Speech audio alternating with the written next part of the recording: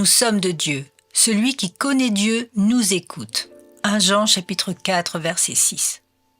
Comme les autres apôtres, Jean nous met en garde contre les faux prophètes. Ils étaient déjà présents à son époque et le sont de plus en plus à la fin des temps. Le diable est un faussaire remarquable, car sans discernement, il est parfois très difficile de démasquer son œuvre. Parce qu'il se déguise en habit de brebis, les faux prophètes et faux docteurs se trouvent dans le troupeau. C'est pourquoi nous devons être sur nos gardes et ne pas prendre pour vrai tout ce qu'un enseignant ou un pasteur dit.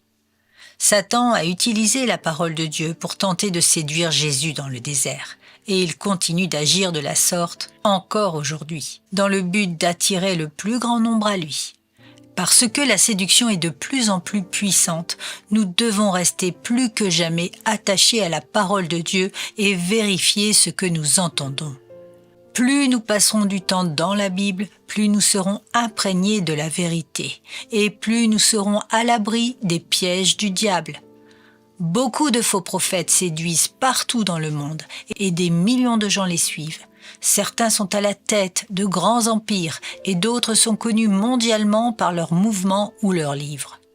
Cependant, malgré leur popularité, leur fin sera la perdition.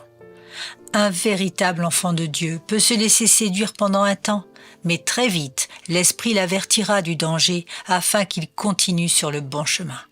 Jean dit que si nous sommes de Dieu, nous avons vaincu ces faux prophètes, parce que Dieu veille sur ses enfants et ne permettra pas qu'aucun ne se perde. Je leur donne la vie éternelle et elles ne périront jamais et personne ne les ravira de ma main. Jean ne dit pas « vous allez les vaincre », mais vous les avez vaincus, parce que vous êtes de Dieu. C'est déjà fait, et cela depuis bien avant la fondation du monde. Et c'est pourquoi votre nom est inscrit dans le livre de vie, avant même que nous ayons été créés. Dans sa souveraineté, Dieu nous avertit et nous garde en même temps. Nous devons veiller pour marcher dignement, mais nous devons aussi être assurés que Dieu nous gardera dans sa main, parce que nous l'aimons et que nous gardons ses commandements.